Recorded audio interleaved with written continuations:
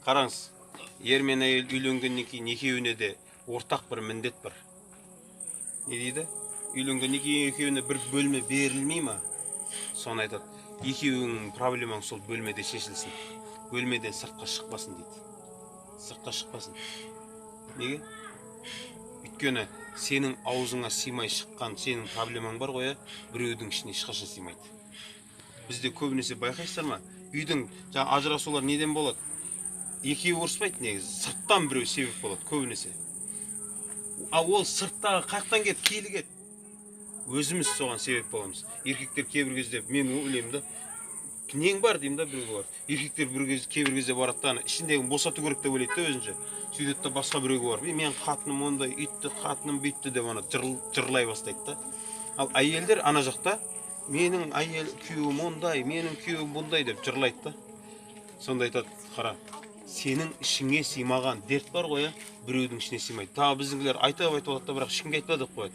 Сенің ішіңе сыймаған проблема біреудің ішіне қайтса, ол барады да ертең, айбей, анау үйтті ғой, бүйтті ғой деп ол ары қарай айта береді.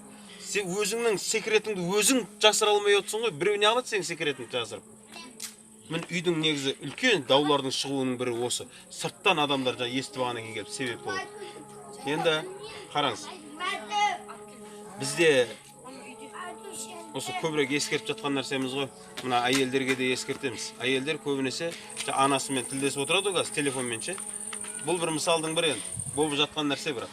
Әр болып жатқан нәрсені әйеліне, мамасына айтады. Кейбір кезде мысалы күйеуімен ұрысып қалады ғой, сөйтеді да мамасына айтады. Бүгін екеуміз ұрысып қалдық, сәл ондай болды, ондай болды деп. Ертесіне татуласады ғой қайттан, бірақ оны мамасына айтпайды. Татуласып жүре береді.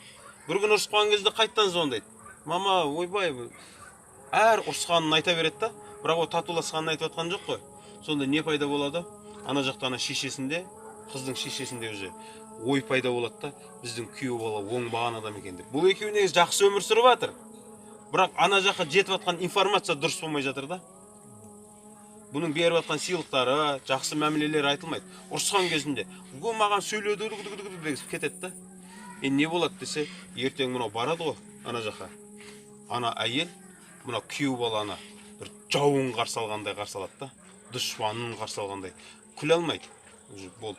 Ана жаққа отырғызады да қызды, одан кейін леште деді ғой. Сен не ол үйге? Ол не, бұл не деген сияқты ше. Ағайындар, бұл әйелге де байланысты, еркекке де байланысты. Үйімізде отан деген нәрсе бар ғой, отан. Сенің отаның ішінде болып жатқан нәрсені көшеге шығарма ешқашан. Өйткені ол жердегі нәрсені сенен басқа ешкім шеше алмайды. Ана көшеде сен айтып жатқан адамдар бар ғой, ол өзінің проблемасын өзі шеше алмай жүрген бейшара ғой ол. Сен қаяқтан шешіп береді ол? Тем более, ол сенің отаныңда не болып жатқан, басында көріп отқан жоқ қой ол. Бейт деп айтатын да. Сен өзің істеп жатқан нәрсені өзің шеше алмай жатсың да, біреу қайтып шешіп береді саған. Соны айтады. Не болып кетсе де, осы отанның ішінде болып жатқан нәрсені сен мен әйелің екеуіңнен артық ешкім шеше алмайды. Ана бөлмеңнен шықпасын сыртқа қарай. Секреттің бәрін сол бөлмеде шеш дейді.